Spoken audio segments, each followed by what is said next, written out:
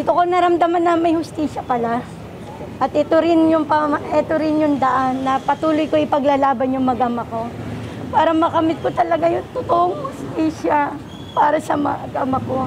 Kaya salamat sa mga tumulong sa akin, sa mga panawagan na mabigyan kami ng katarungan. Sana tuloy-tuloy na to, hindi lang sa akin, para sa aming mga biktima ng mga extrajudicial killing.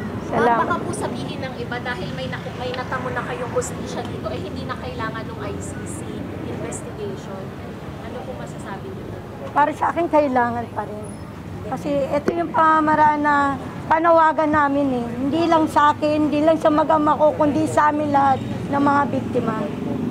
Ma'am, ano pong mensahe niyo sa mga kapwa niyo po, nanay, na humaharap po sa ganitong problema, na ulila po ng drug war at may kaso pong isinapalaban sa mga pulis?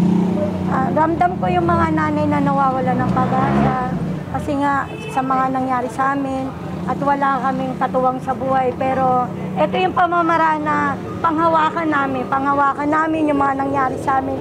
Hindi para baliwalain, kundi bigyan pansin ang karapatan namin bilang isang tao. Anong nararamdaman mo ngayon, Nay? Masaya, pero siguro mas masaya kung murder talaga. Kaya tuloy pa rin laban. Sana magkaroon sagot na sa Supreme Court. Ma'am, nung marinig niyo po yung desisyon po sa loob ng court, ano pong initial reaction? Talaga pong napaluha po. Opo. Narinig niyo po yun. Masaya kasi hindi lang sa akin itong laban ito eh. Laban, hindi lang sa mag-ama ko, kundi laban ng mga anak ko, lalong-lalo na sa apo ko na nawalan ng ama. Naisip niyo po sila? Opo, naisip ko sila sa tagal, halos 7 years. Kaya napapasalamat ako kay Judge Rowena Alejandria na pinakinggan niya kami. Sa mga pulis, ma'am? Sa mga pulis,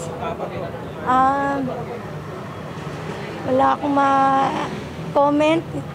Siguro, sana wag na nilang gawin yung patayin yung mga mahihirap.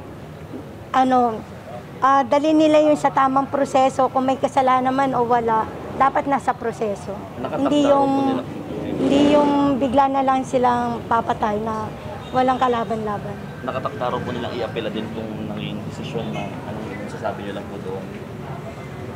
Siguro kung apela sila, tuloy pa rin ang laban ko.